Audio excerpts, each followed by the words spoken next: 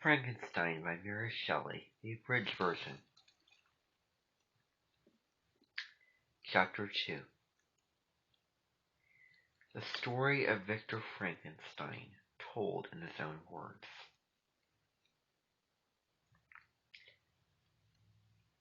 My family comes from Geneva. My father worked hard when he was a young man. So hard, in fact, that he thought of nothing other than his duty to his country. Even love seemed less important. He didn't marry until he was much older. The true nature of my father's goodness can be seen in the story of how he and my mother came to be married. My father had a dear friend named Beaufort who lost everything and fell on hard times. His life as he knew it was ruined.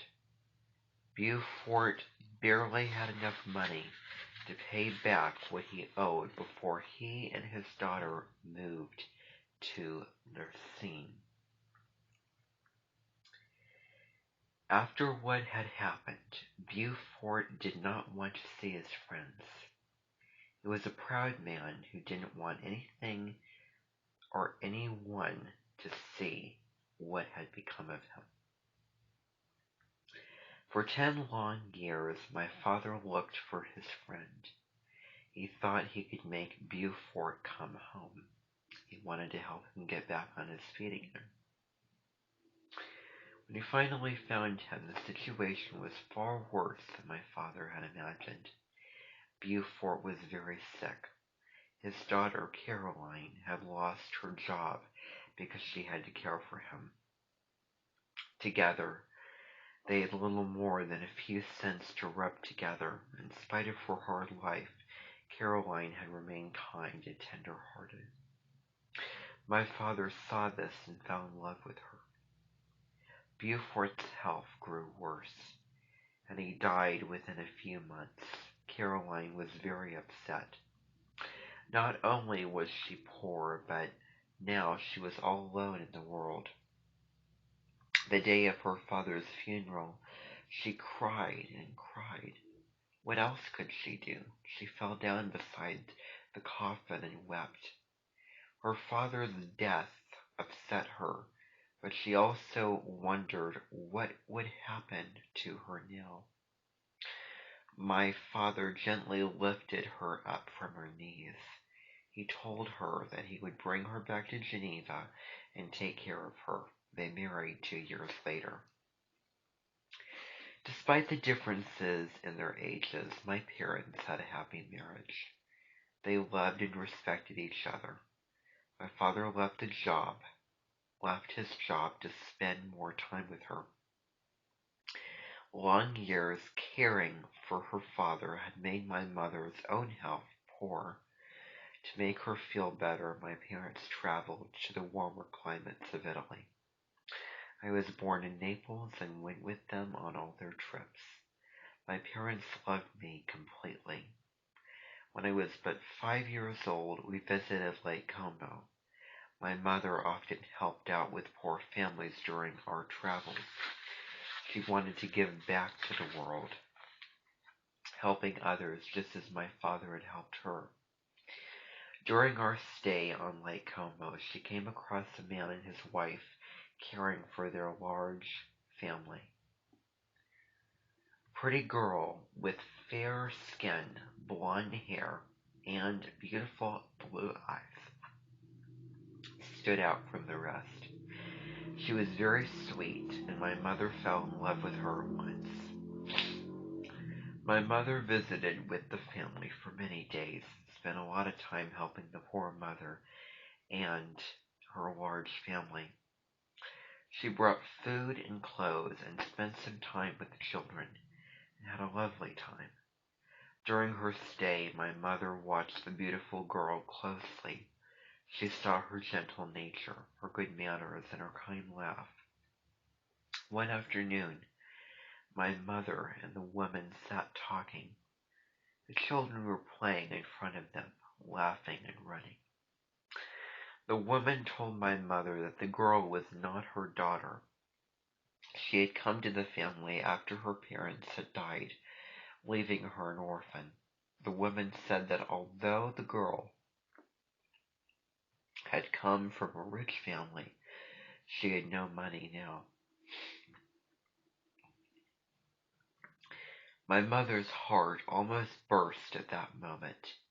The girl's story was so similar to her own that she asked if the girl could live with us. The woman agreed, and that's how the beautiful Elizabeth Levinza came to live as a part of our family. I loved Elizabeth for the first time I saw her. She was a bright and charming child who became my whole world. We never fought or even spoke a mean word to each other. We were very different, but that only made us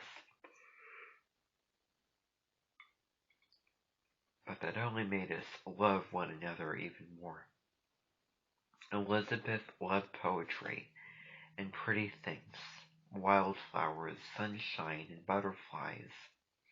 I loved science, the natural world, and great thinkers. The world was a big secret that I wanted to solve. Elizabeth liked how things looked, but I wanted to figure out what made them work. We worked together on all of our studies, spending hours walking about the fields, swimming in the lakes, and reading until all hours of the night. After my brother Ernest was born, my parents decided to return home for good. We settled into a house in Geneva and bought a small cottage in Bellerive, on the eastern shore of Lake Geneva. We lived in the country far more than in the city. It was a great place to grow up. Elizabeth and I spent every moment together. We were often joined by our friend, Henry Clerval. He was outgoing and very fun-loving. We three were as different as night and day, but we loved one another all the same. The three of us had a very happy childhood. They were my best friends, and I knew we would always be close. I was a serious child with a very busy mind. I wanted to learn everything and anything. The secrets of heaven and earth fascinated me to no end. All I thought about was the world around me. How does it work? Why are we here? How do we all get here? What makes something alive? If my studies made me rough and angry, as they often did, Elizabeth would calm me down. When I became too focused on one subject, Henry made me laugh. As I grew older, I fell deeper and deeper into my studies. The power of modern science amazed me. I read all the time and filled notebooks after notebooks with my thoughts. The words of scientists became my life. The more I studied, the more I wanted to know. I read more and more. But the more I read, the more upset I became. No one scientist ever really answered my questions. No one book ever told me exactly what I wanted to know. My mind raced on and on, often all night. My friends and family were kind and ignored my moods. They were supportive even though I spent far too much time with my nose buried in dusty old books. Nature remained a wonder and a mystery to me. I looked for the secret of life.